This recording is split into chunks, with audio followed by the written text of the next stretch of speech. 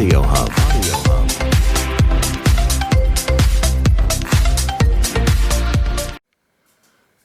Alors nous revoici, voilà, je vous fais la petite vidéo sur le Phelsuma cléméri. Donc ici vous avez mon mâle adulte donc sur son bambou. La femelle malheureusement elle n'est pas à côté, elle s'est mise en fait, vous avez toutes les feuilles de potos, elle se cache en général là-bas ou alors dans son petit bambou qui est ici. Voilà, donc je vous fais la petite fiche, donc ça c'est mon mâle Phelsuma cléméri. C'est un... Donc le mâle en fait on va le voir déjà par sa taille qui va être un peu plus grand, il va être aux environs des 11 cm à l'âge adulte. Pour les grands spécimens comme celui-ci, lui il fait 12 cm, donc bon c'est vraiment un beau petit mâle. Il a actuellement bientôt 3 ans, donc c'est un mâle de 2017. Et ma femelle qui est cachée, que je ne pourrai malheureusement pas vous montrer, qui s'est cachée juste avant qu'on commence la vidéo, eh bien elle a, quant à elle, 1 an de moins. Donc elle a été mise cette année avec mon petit mâle, voilà. Donc je vous montre un petit peu la fiche que j'ai faite sur le Phelsuma cléméri. Donc voici, là vous avez un des jeunes et le papa qui est ici sur la photo, que vous avez ici. Donc du coup ils sont originaires de Madagascar, hein, la femelle fait environ 10 à... Là pour le coup ici elle fait plutôt 10 cm, mais j'ai déjà vu des femelles qui vont aller jusqu'à 11 cm. Voilà, c'est une longévité d'à peu près 7-8 ans, on peut monter des fois jusqu'à 10 ans pour certains individus, mais c'est plutôt rare. Faut savoir que c'est une espèce qui vit quand même quelques années, mais bon voilà, ça va pas vivre non plus très très longtemps. Donc ici, je vous montre un gros plan, donc c'est le terrarium. Vous avez la fiche d'élevage que j'ai réalisée, que je vais vous mettre en lien aussi. Donc vous avez un système de brumisation que vous voyez ici. Donc il y a 2 buses, il y en a une devant et une derrière, pour vraiment arroser un peu partout. Vous avez des gamelles ici, donc là j'ai pas remis le pangea, je l'ai enlevé. Je vais en remettre tout à l'heure. Donc c'est tout simplement un support de gamelle que j'ai pris chez Protect Reptile. Donc vous avez un support un peu plus profond pour les tout petits grillons et autres que je peux leur mettre, ou les petites blattes. Et derrière je mets une gamelle un peu moins profonde avec du pangea. Chez eux ils acceptent le pangea insecte. Voilà, donc là je vous montre le mâle, il s'est un petit peu barré. Il s'est mis un peu là-bas, il a pas trop aimé. Il accepte d'être observé, mais au bout d'un moment ça l'embête un peu. Voilà. Donc du coup, pour en venir à ce que je disais, donc du coup pour les pangea, eux ils acceptent le pangea insecte, donc figue ou abricot, et ils acceptent plutôt bien le banane papaye ou le abricot, je crois que c'est le abricot, ouais non c'est le abricot insecte, oui, et je crois que c'est l'autre banane papaye, à voir, je sais plus exactement, je vous remettrai la photo des pangea que j'utilise dans la vidéo juste après. Donc voilà, je mets du pangea pour ainsi dire quasiment tout le temps. Ça y est, il est en fait un petit peu curieux, hein, il vient quand même voir. Voilà. Donc en fait, pour le pangea, je vais mettre, par exemple, si je mets la gamelle aujourd'hui, je vais la laisser 2 jours plein pot, et ensuite je vais l'enlever, la nettoyer et en remettre du neuf. Je laisse environ 2 jours, et des fois je fais une petite journée de carence, ça dépend. Drosophile plein pot, là on n'en voit pas, mais ce matin ils ont eu leur dose de droso.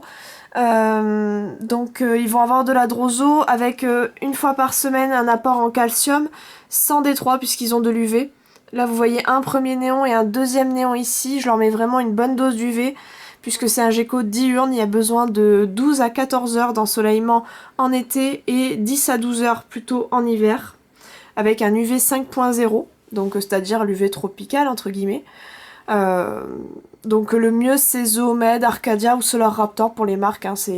Franchement je fais pas de placement de produits, mais bon c'est les marques que je trouve en termes de rapport qualité-prix qui seront les mieux. Pour leur mode de vie, donc là j'ai une femelle et un mâle dans un terrarium de 45, 45, 60.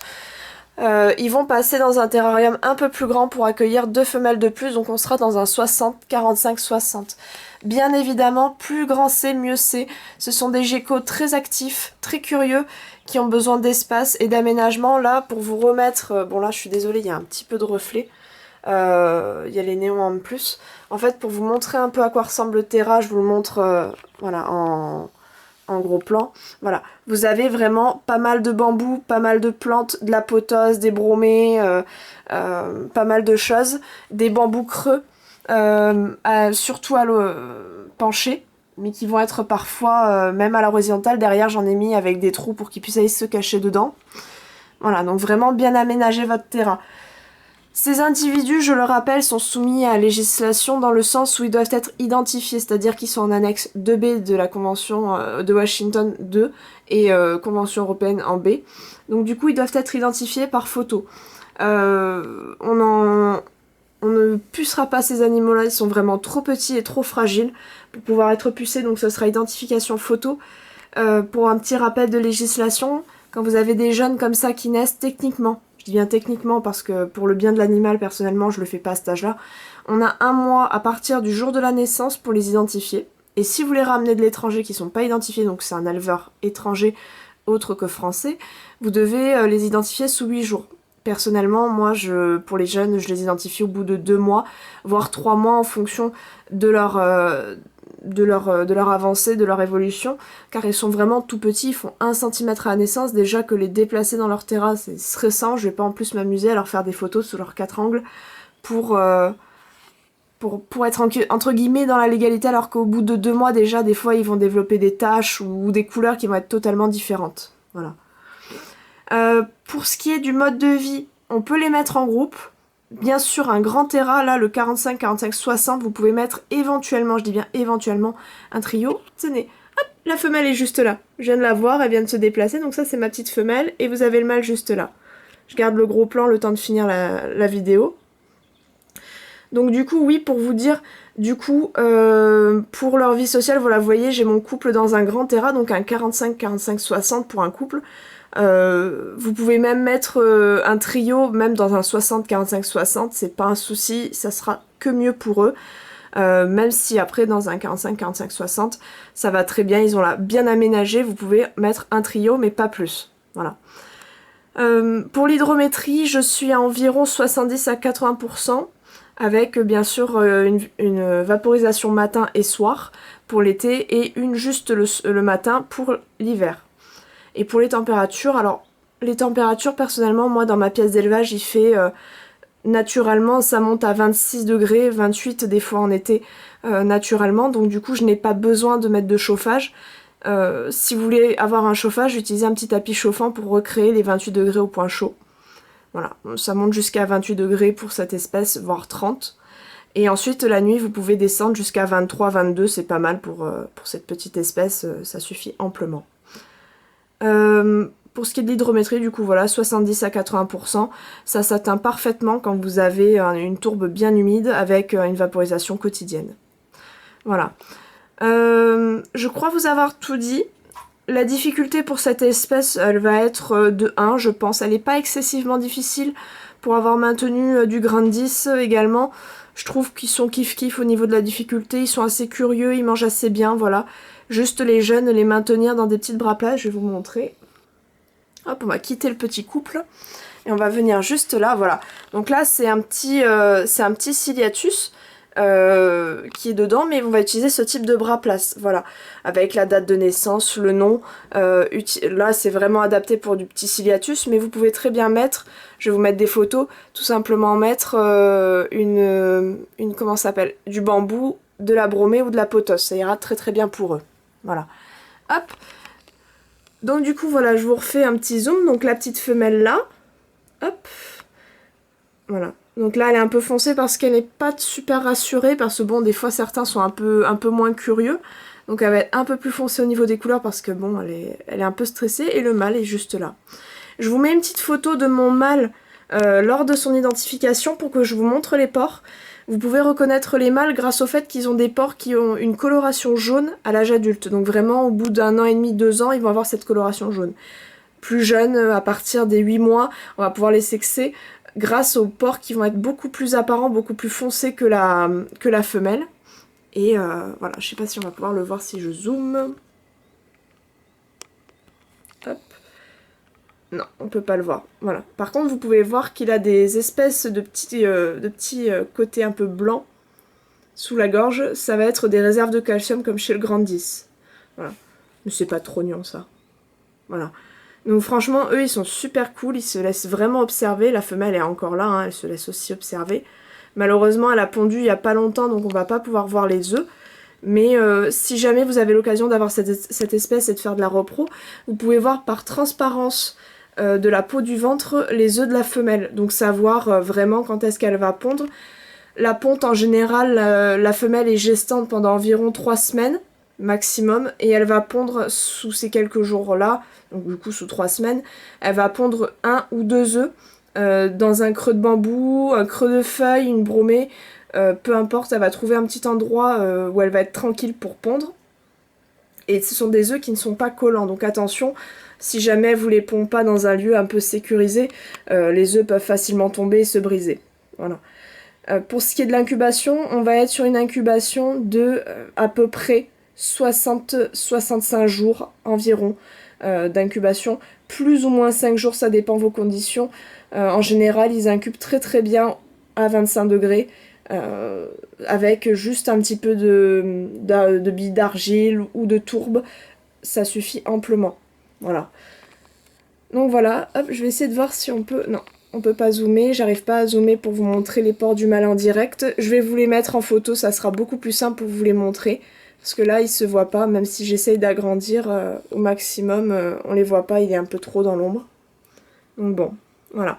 Donc du coup, c'était une petite vidéo sur les Felzuma Cléméry pour vous montrer mon couple, vous montrer un petit peu comment c'est. On va passer sur les œufs justement pour vous les montrer vite fait. Et puis, je vous les mettrai du coup en photo avec la photo du mâle.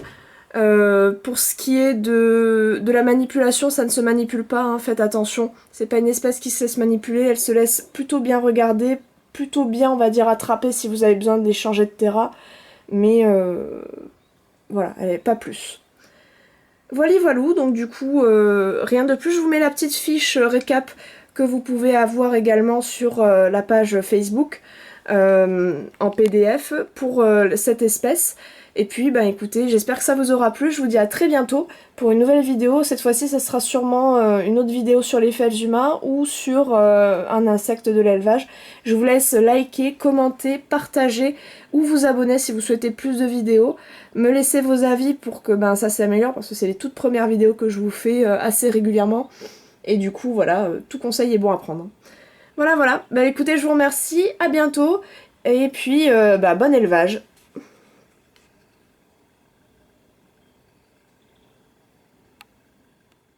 Voilà, nous revoici du coup avec les œufs de Felzuma Cléméry. Donc moi je les incube comme ceci, donc sur du coton. Vous pouvez très bien utiliser de la vermiculite, ça va très bien, ou de la perlite. Voilà, moi c'est plus pour, on va dire, pour leur confort, entre guillemets. Donc là vous avez les œufs. Donc ces œufs-là, ils ont à peu près 1 mois d'incubation bientôt. Donc du coup, en fait, on le voit pas sur la vidéo, mais ce sont des œufs qui en fait sont déjà rouges à l'intérieur et ont déjà vraiment comment ça s'appelle, les veines qui apparaissent dans l'œuf. Voilà. Donc pour les œufs, faut savoir, je vais vous mettre la photo juste après, donc juste là.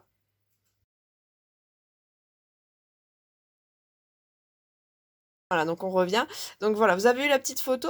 Et du coup, en fait, ce qui se passe, c'est que cette photo, vous voyez bien, les œufs, en fait, vont se casser et vont donner naissance à 2 petits qui vont faire à peu près 1 cm d'épaisseur. Donc, hop, je referme la boîte. Voilà, donc c'était pondu le 24. Je vous ai mis la photo sur la page. Donc, c'est de ma femelle Azur et Léon. Précisez toujours sur vos boîtes de quels adultes. Si on vous le demande, c'est quand même plus agréable de montrer les photos des parents, histoire voilà, de passer quand même pour quelqu'un... Enfin, voilà, de faire ça sérieusement, on va dire, surtout. Et de savoir, si vous proposez des jeunes, que ça soit pas de la consanguinité. Voilà. Donc du coup, je vais vous montrer, on va revenir de suite sur les petits terras des Felzu, dans 3, 2, 1. Voilà, donc là on est dans ma petite serre, donc du coup là j'ai refait les terras au propre, parce que bon, je peux pas tout refaire dans l'élevage parce que bon du coup ça me prendrait beaucoup de temps, donc là j'ai pas mis la seigne, mais en gros voilà, vous avez c'est des terras ici en 20 il me semble, si je dis pas de bêtises, donc c'est en verre avec un système de guillotine. J'ai rajouté de la mousse, voilà, faut que je finisse entre guillemets le côté détail pour que ça soit nickel. Mais voilà, ce sont 2 terras pour les Felzuma. Donc au fond, vous avez un fond en liège, vous avez du bambou pour qu'ils puissent se mettre dessus et bronzer, et vous avez de la potosse et de la bromée. C'est des trucs tout cons, mais ça suffit amplement pour les 2 petits jeunes qui vont naître. Et s'il y a des œufs après, pour les œufs d'après, l'autre terra. Voilà. C'est également très utile pour les petites grenouilles, les petites dendrobates ou les petits ciliatus quand ils naissent. Hein. C'est parfaitement nickel. Je conseille quand même toutefois, là ils seront pas de suite dedans, je vais vous remontrer un autre terra. Les 2 premiers mois, je ne les laisse pas dans ce genre de terra, je les laisse dans un terrarium pour qu'ils commencent à manger, dans un terrarium avec, une braplace plutôt, avec aucun substrat au fond. Je ne mets que du sopalin, mais c'est agencé à peu près de la même manière. Hop, on va retourner dans l'élevage, je vais vous montrer.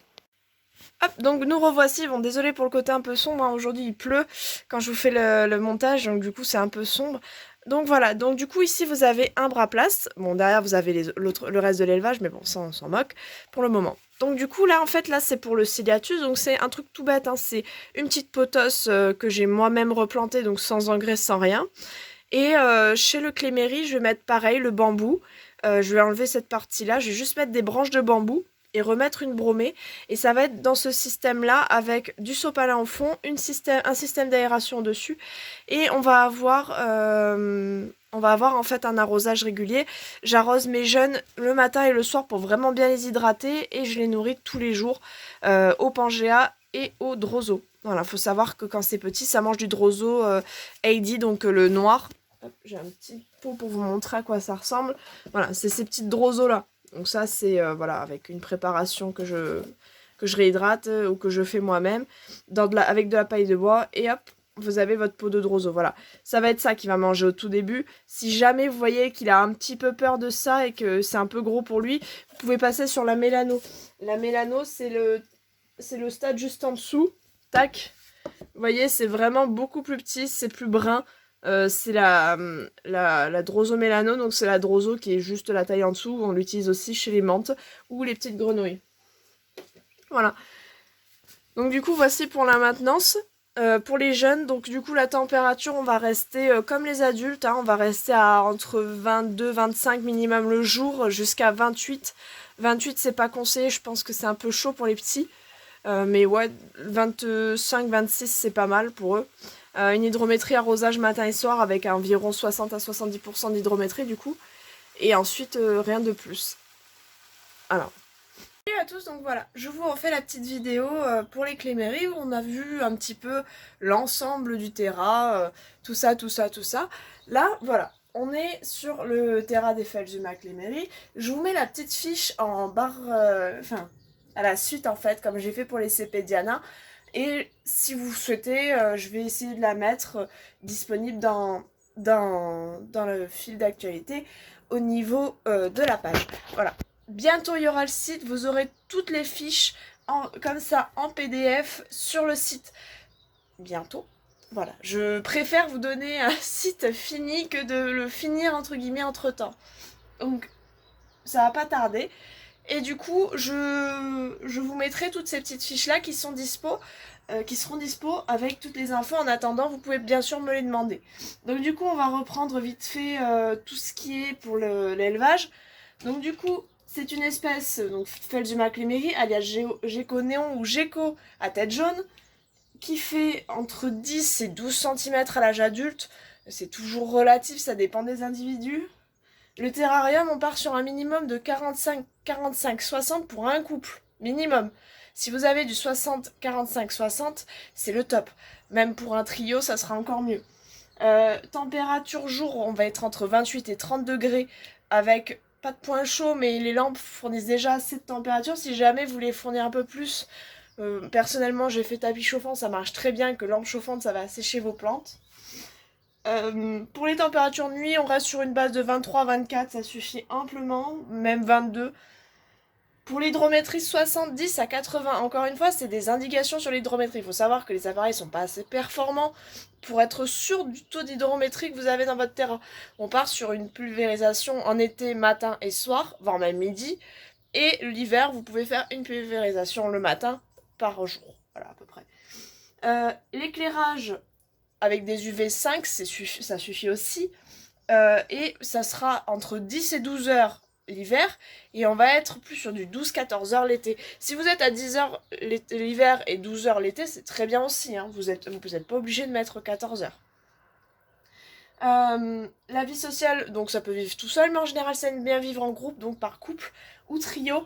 Jamais deux mâles dans un même terrain, même si on vous dit que c'est grand, même si tout ça, vous risquez quand même des guerres de territoire pour les femelles et autres.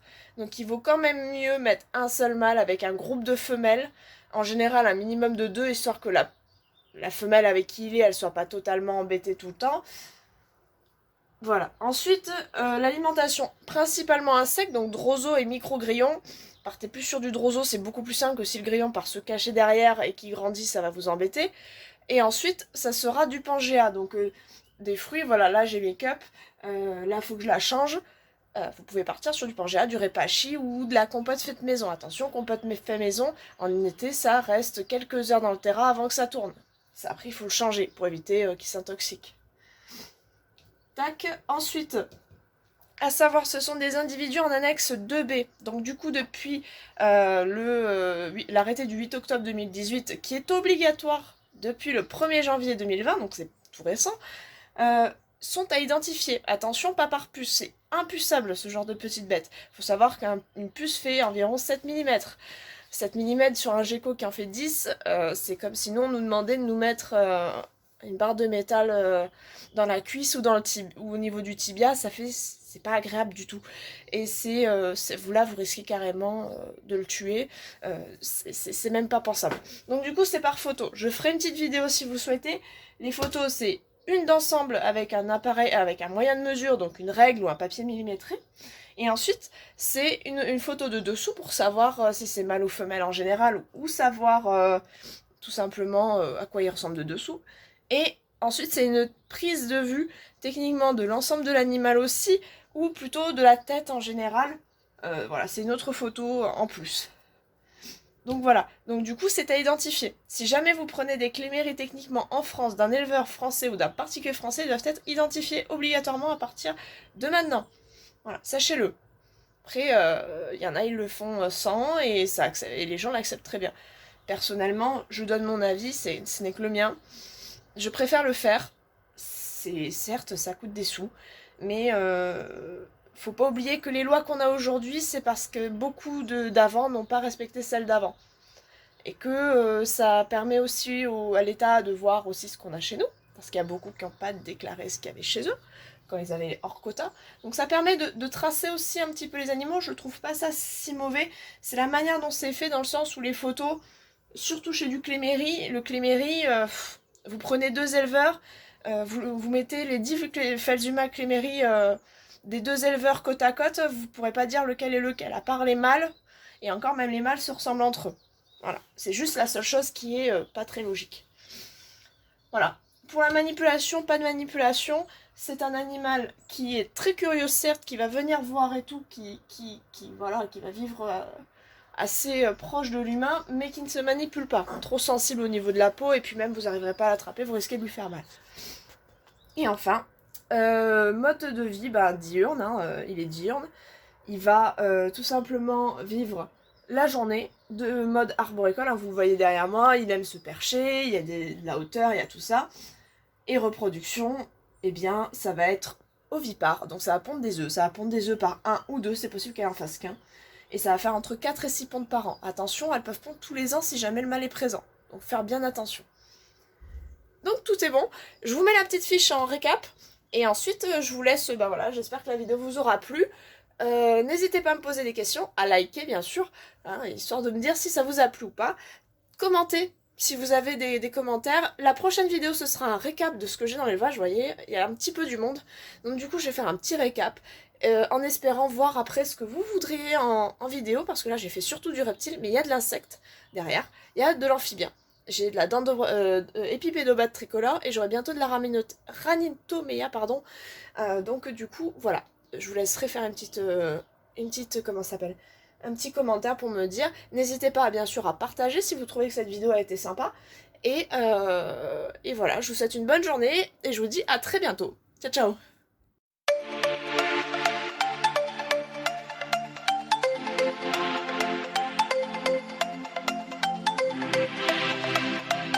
Audio Hub.